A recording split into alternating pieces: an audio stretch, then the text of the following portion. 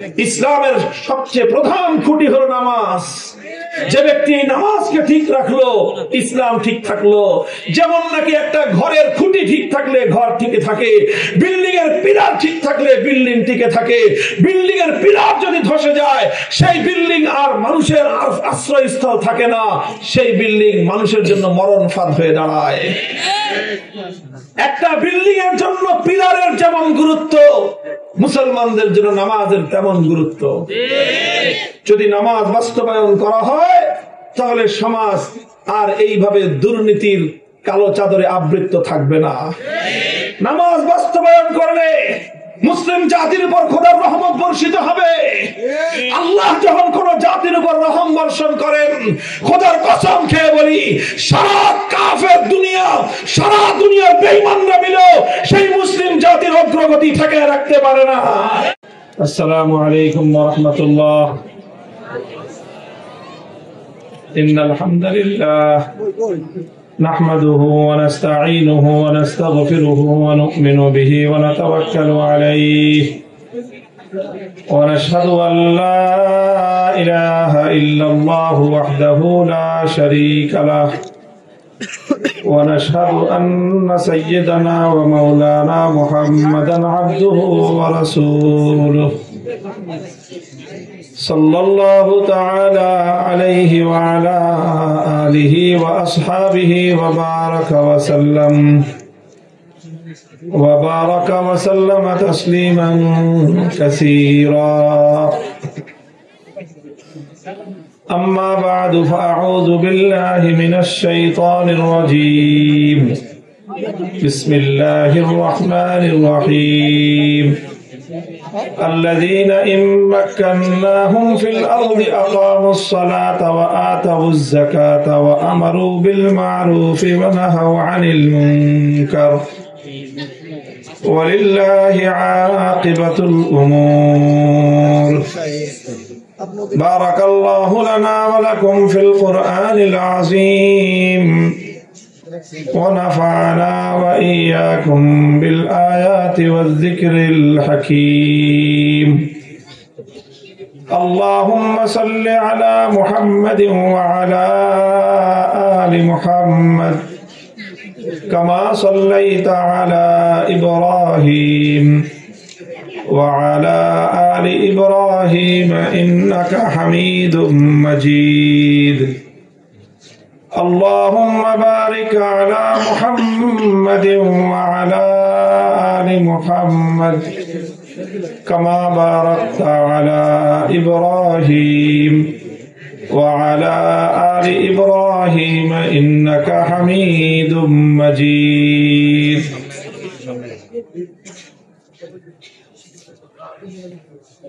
محترم حضرت صدر جلسہ، উপস্থিত হযরত উলামায়ে কেরাম, সম্মানিত শ্রদ্ধাভাজন আমার বয়োজ্যেষ্ঠ মুরব্বী সাহেবান, সমবেত ইসলাম প্রিয়, কোরআন প্রেমিক, নবী প্রেমিক, তাওহীদি মুসলমান ভাই ও বন্ধুগণ, জামিয়া ইসলামিয়া হাফিজুল উলুম ইসলামপুর মাদ্রাসার 50 বছর পূর্তি উপলক্ষে আজিম উশান দস্তারবন্দি ইসলামী মহাসম্মেলন অনুষ্ঠিত হচ্ছে। আল্লাহ পাক রব্বুল আলামিন ইতিহাসের একটি অন্যতম গুরুত্বপূর্ণ এই অনুষ্ঠানে আমাদেরকে শরীক হওয়ার তৌফিক দিয়েছেন। রব্বে করিমের বড়ই মেহেরবানি। আল্লাহ রব্বুল আলামিনের দরবারে আমরা কালিমাতুশ শুকরের হাদিয়া পেশ করি, আলহামদুলিল্লাহ।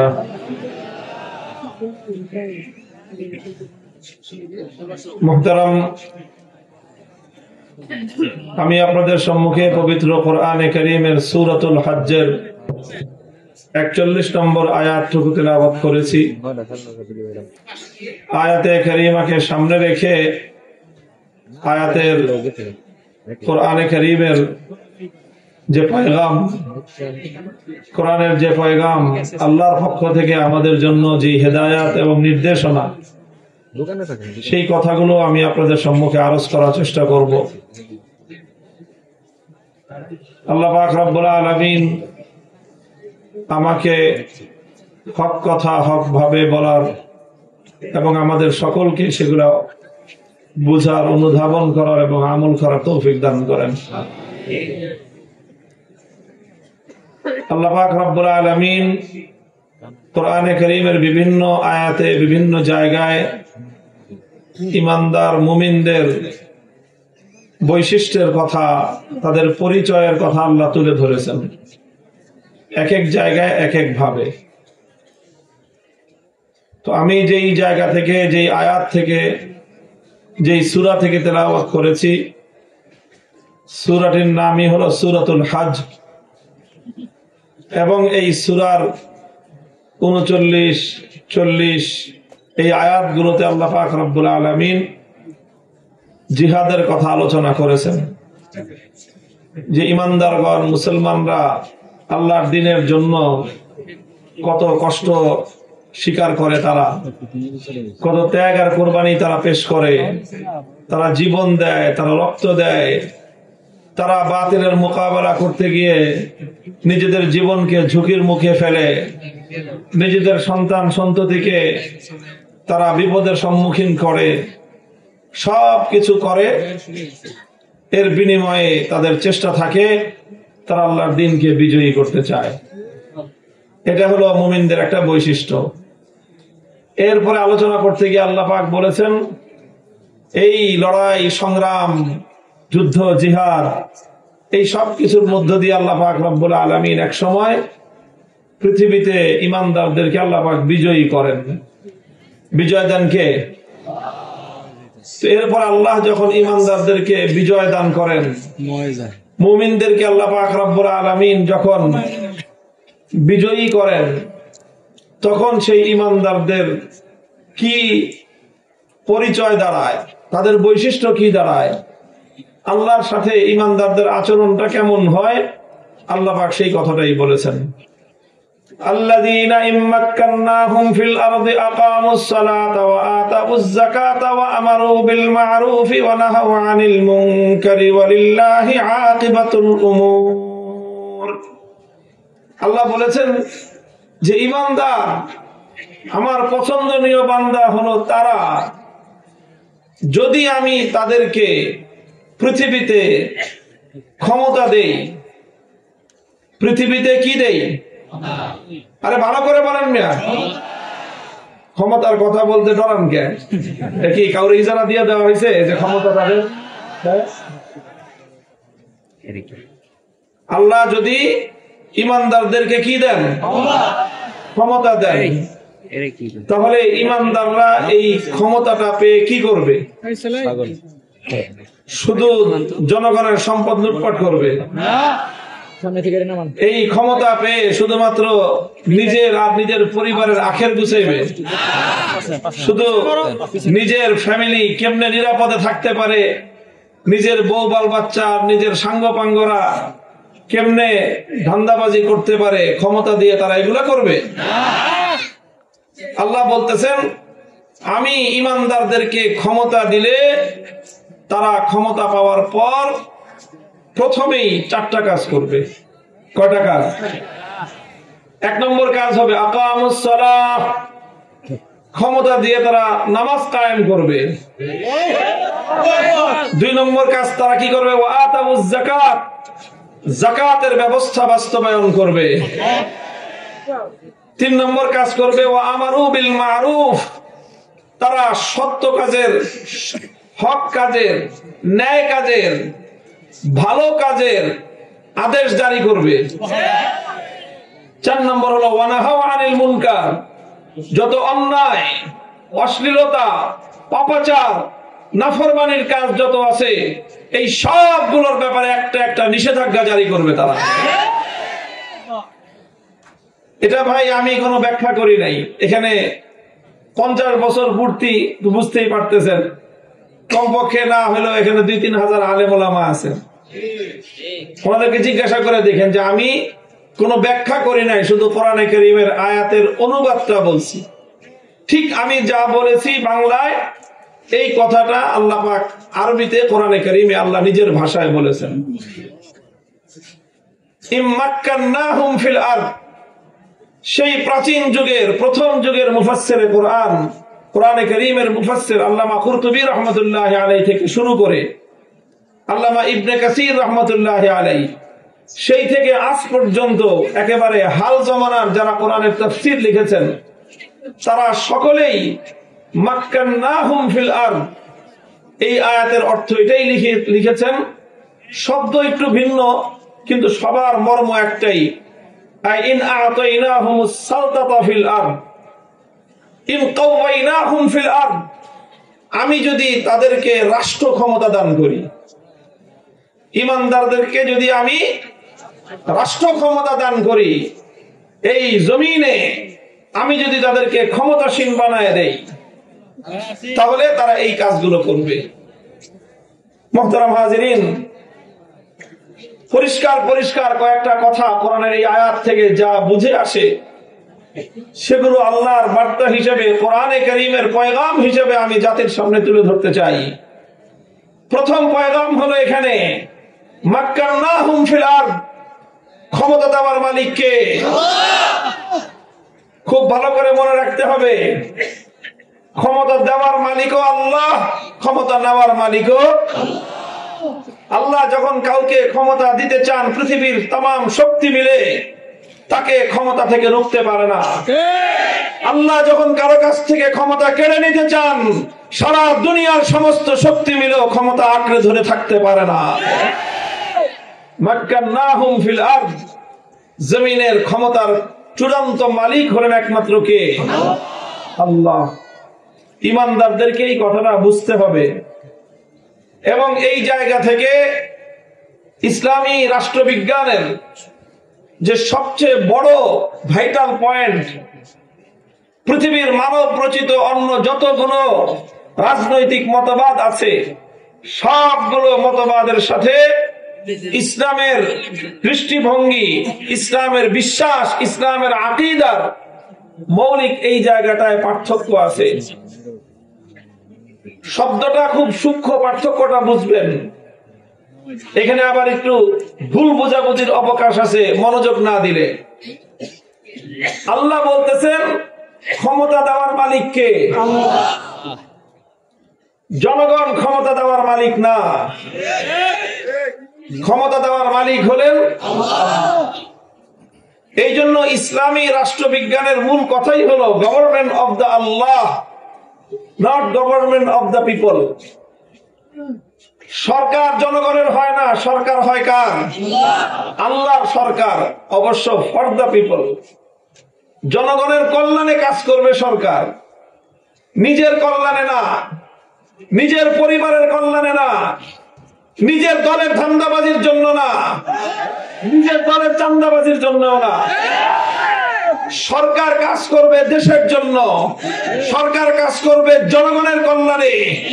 গোটা রাষ্ট্রের প্রতিটি নাগরিকের দায়িত্ব যে সরকার নিতে পারে, আল্লাহর পক্ষ থেকে একমাত্র সেই ক্ষমতার মস্তদে বসার অধিকার রাখে।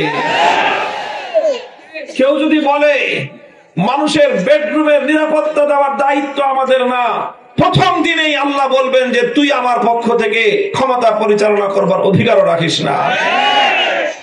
আল্লাহ যাকে আল্লাহর ক্ষমতা প্রদান করেন, সে তো আল্লাহর পক্ষ থেকে ক্ষমতা প্রাপ্ত হয়ে তার কথার ভাষা কেমন হবে, তার দায়িত্বের অনুভূতি কেমন হবে, সে তো বলবে আল্লাহ লাউ আন্না বাগালাতান আসারাত আলা শাত্তিল ফুরাত লাখিফতু আন ইয়াসআলানি আল্লাহু আনহা লিমা লাম উসাব্বিলাহা তারিক। যে মনে করে যে আল্লাহ আমাকে ক্ষমতা দিয়েছেন, এই ক্ষমতার হিসাব আবার আমাকে আল্লাহর কাছে দিতে হবে, তার অনুভূতি হবে খোদার কসম, সুদূর ফোরাতের নদীর তীরে যদি একটি গাধা পথ চলতে গিয়ে, বোঝা বহন করে চলতে গিয়ে হঠাৎ করে হোঁচট খেয়ে পায়ে ব্যথা পায়, তাহলে রাষ্ট্রনায়ক ভয়ে ভীত সন্ত্রস্ত থাকবে।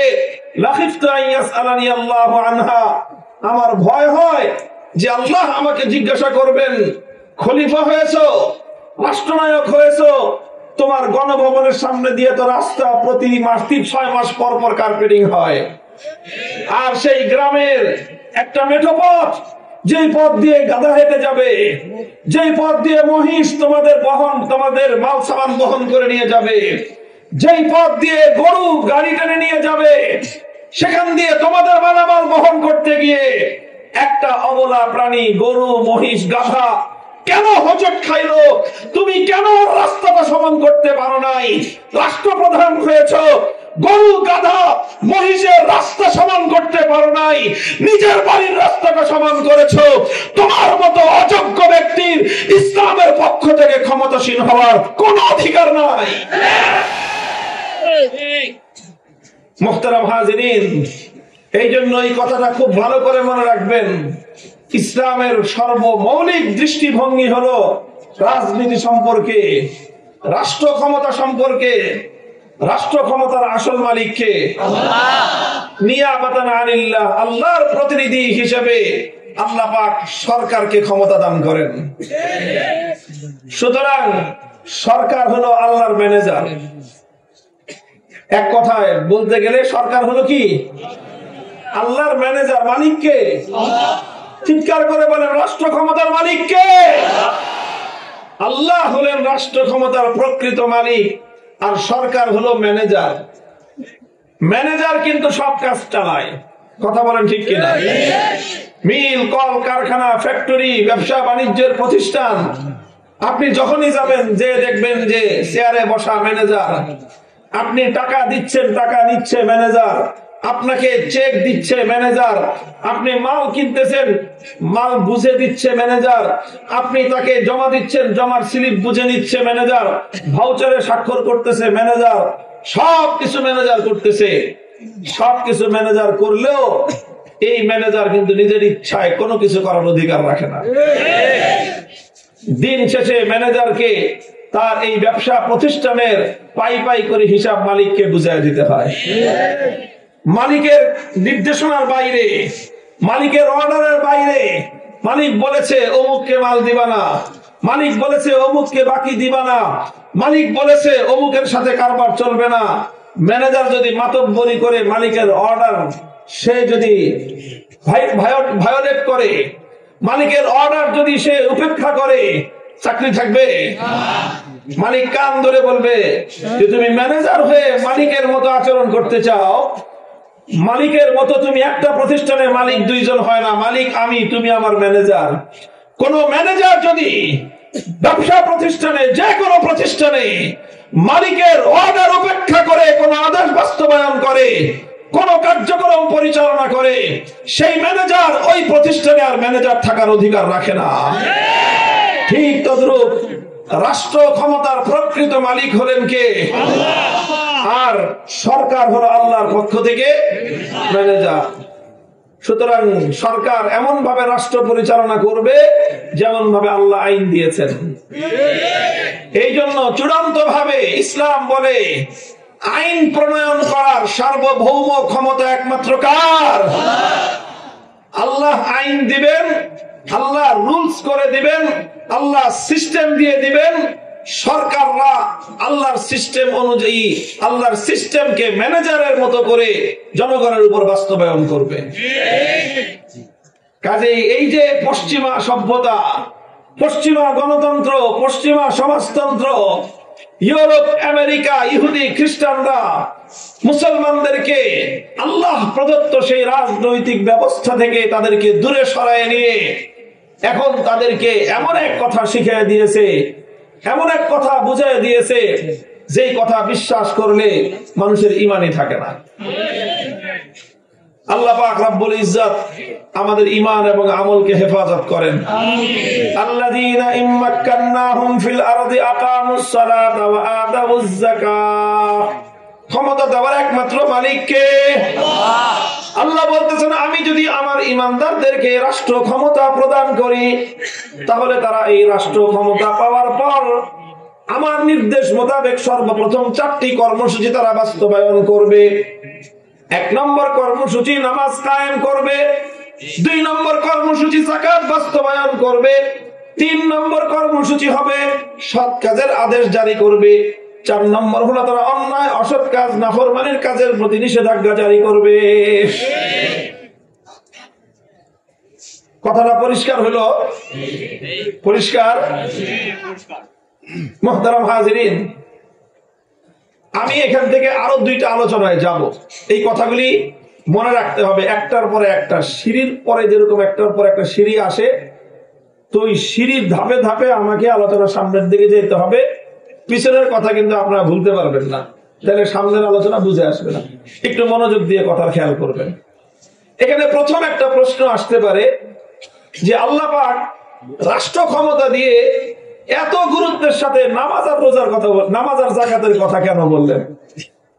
আমরা তো মনে করি যে নামাজ আর যাকাত এটা তো হুজুরদের কাজ, এটা তো মসজিদ মাদ্রাসার কাজ।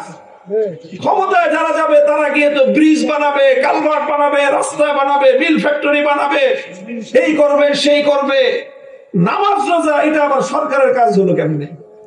এটা হলো আমাদের সাধারণ মানুষের ধারণা। কথা বলেন ঠিক কিনা?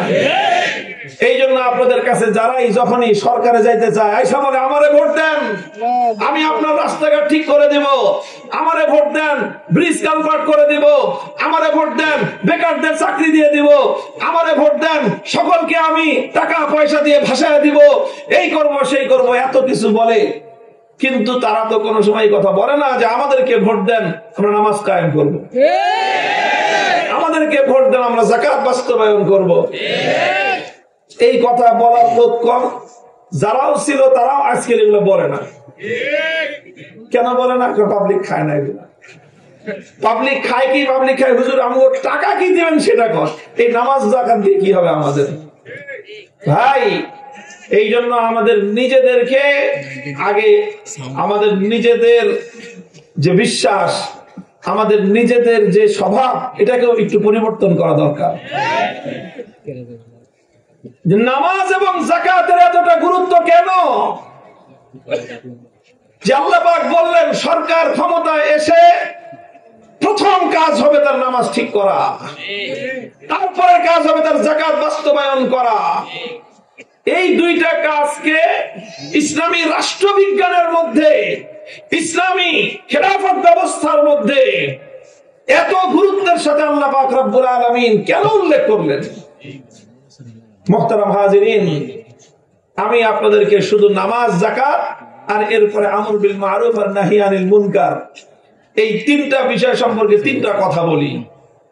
দেখেন, ইসলাম বিশ্বাস করে যদি কোন সরকার, কোন জাতির মধ্যে নামাজ যদি ঠিক হয়ে যায়, আবার বলছি, কোন জাতির মধ্যে যদি নামাজ ঠিক হয়ে যায়, সেই জাতির দিন দুনিয়া অর্ধেকের চেয়ে বেশি এমনিতেই ঠিক হয়ে যাবে।